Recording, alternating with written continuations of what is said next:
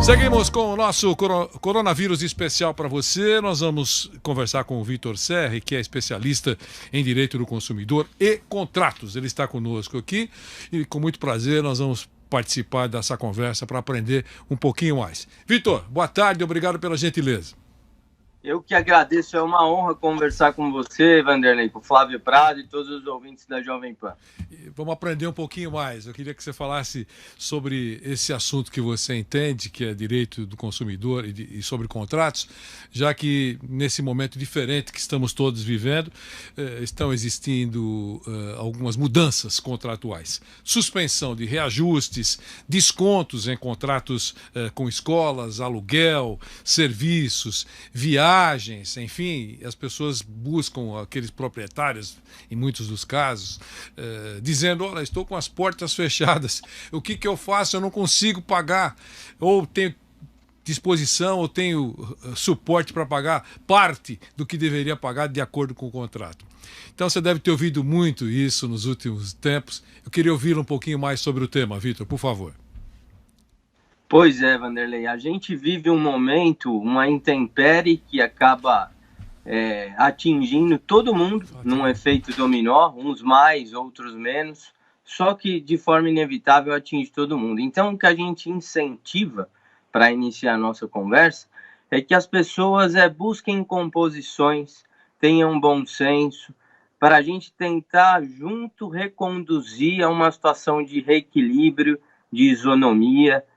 Realmente não é fácil, porque a gente sempre pensa que de um lado de um contrato, seja qual for a natureza dele, um contrato de consumo, um contrato de locação, um contrato com um colégio, com uma escola, com uma instituição de ensino, do outro lado dele também existem pessoas, né? A pessoa jurídica também é composta por pessoas físicas, que também são acometidas de todas essas mazelas do corona.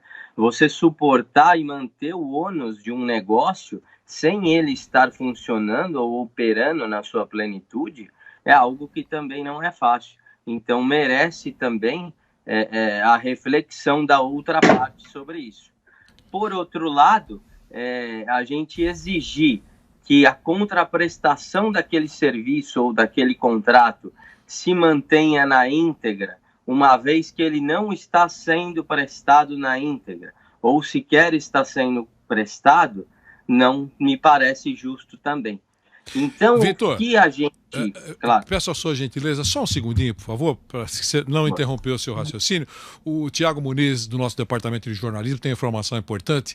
Diga, Tiago, boa tarde. Vanderlei, nós tivemos agora há pouco o lançamento de bombas na Avenida Paulista, que recebia agora há pouco uma manifestação de integrantes, principalmente movida por integrantes de torcidas organizadas, principalmente do Corinthians, mas tem gente de outros times também, num ato em que eles classificam de pró-democracia, um ato aí contra políticas do próprio presidente da República e também que eles classificam como pró-democracia. Nós temos, para quem nos acompanha por imagens, a câmera da Jovem Pan posicionada aqui no alto da Avenida Paulista. Esses manifestantes estavam concentrados perto do Museu de Arte de São Paulo.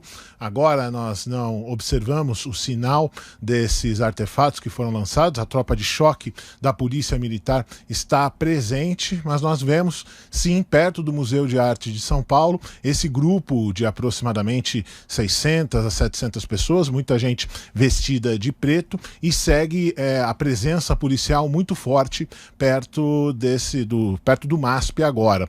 Não houve uma saída em marcha dessa manifestação. A gente lembra que a Avenida Paulista, ela não está sendo ultimamente fechada para veículos. Ela permanece, desde o início da pandemia, com o fluxo normal de carros em circulação. Mas isto não acontece no dia de hoje, justamente por causa da presença desses manifestantes. Eles estão ocupando agora as duas pistas da Avenida Paulista. A gente tem um pouco mais para o sentido Paraíso da Paulista, aí um outro grupo, um grupo menor de manifestantes, um grupo que aí sim estaria com bandeiras do Brasil, camisa amarela. Esses estão estão mais distantes.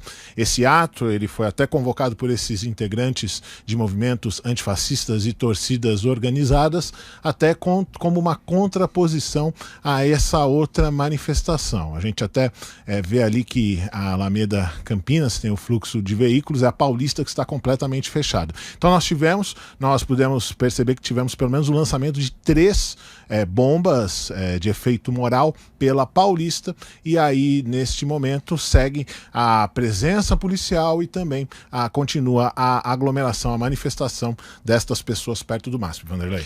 Perfeito, Tiago. Obrigado. Flagrante no momento aqui na Avenida Paulista, trazido pelo nosso Tiago Muniz, pelo jornalismo da Jovem Pan. Meu caro Vitor Serri, me perdoe ter interrompido, mas era importante também, e eu queria que você desse sequência à conversa. Eu interrompi, não sei se você tinha concluído essa primeira participação. O Flávio Prado está aqui e também vai fazer uma pergunta para você. Você já tinha concluído? Já tinha concluído. Podemos seguir. Legal. Diga, Flávio Prado. Bom, nós estamos vivendo um momento completamente diferente de tudo, como você já falou nessa primeira manifestação. Qual o conselho que você daria para aquelas pessoas que estão tendo uma dificuldade maior, principalmente com a parte de impostos, etc.? O que pode ser feito? A gente vem observando, Flávio, várias diretrizes aí governamentais e por força de lei também, através de medidas provisórias ou mesmo de atos normativos que tentam instruir ou contemporizar o que já existe na lei a esse momento atual.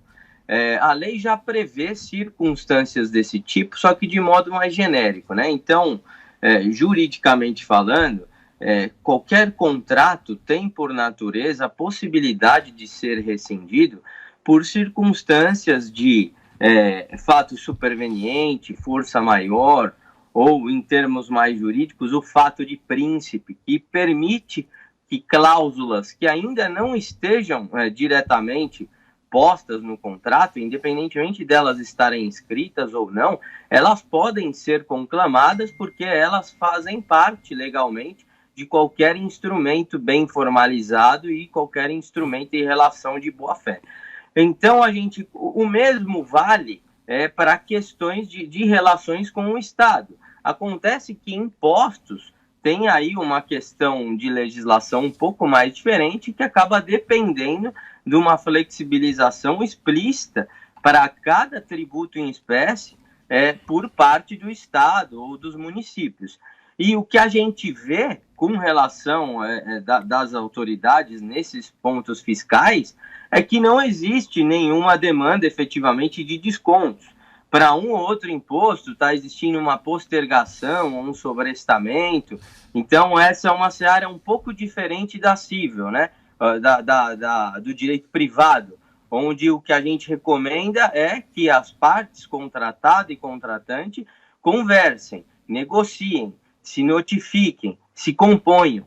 Porque também me parece que nesse momento evoluir para um litígio, e o mesmo vale para com relação ao Estado, tá? Você também propor um litígio contra o Estado é sempre algo oneroso, é sempre algo tumultuado, é sempre algo que também abarrota o judiciário e nunca acaba tendo, ou pelo menos não tem uma efetividade tão breve quanto uma composição extrajudicial, que acaba dando a possibilidade das partes se reequilibrarem desde logo e não romperem as relações, que é o que a gente busca evitar nesse momento, para que não caminhamos aí para um colapso econômico.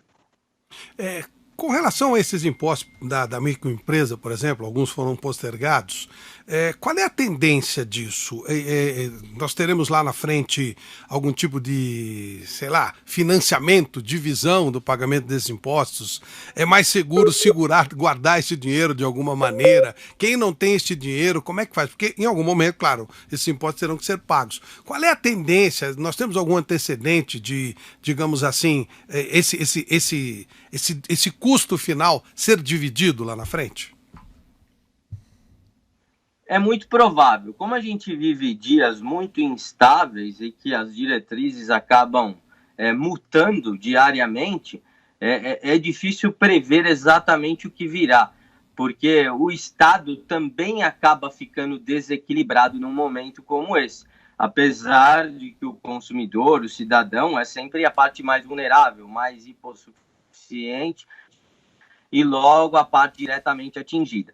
Mas o que a gente percebe é que sim, é muito provável que o grau de inadimplência aumente, tanto nas relações privadas quanto nas relações de ordem fiscal, e que isso inevitavelmente vai encaminhar para depois o governo, os estados, os municípios, proporem reparcelamentos, refinanciamentos dessas dívidas, porque, do contrário, não vejo ou não vislumbro outra forma disso ser recebido. Então, é melhor também que o Estado abra canais de composições do que nada receba, porque é difícil cobrar alguém que nada tem, porque está dentro de um ciclo econômico complicado. É claro que essa triagem é sempre delicada de ser feita, porque a gente sabe que é inevitável que esse cenário também seja interessante para oportunistas, tanto de um lado quanto de outro. Mas é fácil também entender quando existe uma má-fé, quando existe uma inadimplência contumaz. O judiciário é aparamentado para triar esse tipo de situação. Ô Vitor, e existem situações em que a gente toma conhecimento de que não ocorreu nenhum acordo, alguma solicitação de desconto ou de interrupção parcial daquilo que tinha que pagar pela situação, mas de uma maneira geral, a maioria das pessoas, pelo que a gente ouve, o mundo real, né, aquele que você cruza no elevador, nos corredores, enfim, nos estacionamentos, aqueles que conseguem sair um pouco de casa e por telefone recebe muita informação, está ocorrendo uma certa conciliação, uma convergência de interesses razoáveis. Alguém pede um desconto maior, você dá metade e a vida segue. Eu acho que as pessoas estão sendo mais, digamos assim, compreensivas, né? Estão entendendo mais a situação, pelo menos até agora, do que as autoridades. Porque a gente não notou ainda, nem recebeu nenhum tipo de informação oficial de parcelamentos, de descontos, de diminuição de valores, que poderiam partir das autoridades. Quer dizer, seguindo a linha do que a população está fazendo, ou boa parte da população está fazendo. Uma outra pergunta, enquanto você respondia aqui, que chegou, vem cá, e quem tem seguro aluguel? O locatário não pode pagar, ou vai pagar 50%. O seguro aluguel cobre os outros 50%, ou essa vai ser mais uma discussão nas barras do tribunal? Meu caro Vitor. Vanderlei, certamente deve cobrir. É claro que existem apólices de várias naturezas, então é sempre complicado falar de modo genérico. Mas a maioria do que se prevê nesse tipo de contrato deve cobrir, mas certamente vai gerar discussão.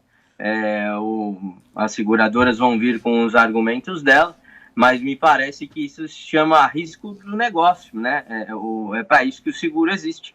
E eles assumem o risco de ter que reequilibrar os contratantes em momentos de intempérie como esse.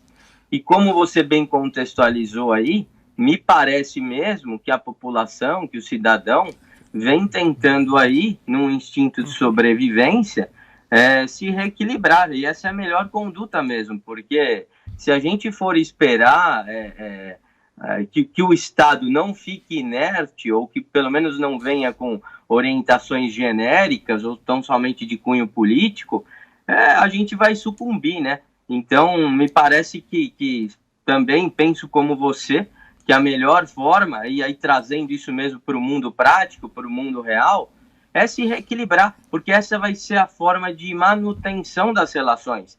É melhor ganhar menos na prática do que nada ganhar. A gente vê, claro, e aí eu também não tiro o mérito e o esforço das autoridades e do legislativo, e também do judiciário, que já fazia um trabalho de muitos anos no sentido de incentivar conciliações, de incentivar acordo, porque, como eu disse, o caminho do litígio, e falo isso sendo advogado, porque me parece que isso é uma função social inerente a minha profissão e também a ser cidadão, a jamais incentivar litígios, contenções, brigas, sobretudo nesse momento, porque isso inevitavelmente é mais oneroso para todo mundo, inclusive para o Estado. Então, o raciocínio é esse mesmo. O Estado vem colocando, sim, e vem buscando, por exemplo, a medida provisória que tentou aí reequilibrar o mercado de turismo e o mercado de entretenimento. Eu entendo ela como muito bem posta, porque exigir também do mercado ali de turismo, e quando a gente fala do mercado de turismo, a gente fala desde agências de empresas de pequeno porte, como também as grandes, que eles de repente devolvessem todo o dinheiro daqueles pacotes, ou daqueles voos, ou daqueles hotéis que não puderam ser cumpridos ali naquelas datas por conta da restrição do corona, devolver isso imediatamente, inevitavelmente levaria eles a um colapso do setor. E isso também não é razoável. Então a medida provisória veio no sentido de colocar opções. Você pode ter seu dinheiro de volta, só que não vai ser tudo de uma vez. Você tem a opção prévia aí de tentar remarcar isso em algumas outras opções de data, o mesmo com relação aos shows. Então, a gente vê também um esforço das autoridades, mas a gente entende aí que é um momento incerto. Então, a melhor forma é que todos mantenhamos o equilíbrio para reconduzir a uma situação de isonomia. Aquela velha tese, né Vitor? Conversando a gente se entende, né? E nessa hora nada mais vale, né, do que exatamente essa velha sentença. Meu caro Vitor, um grande abraço, obrigado pela gentileza, foi ótimo tê-lo aqui. Boa tarde para você.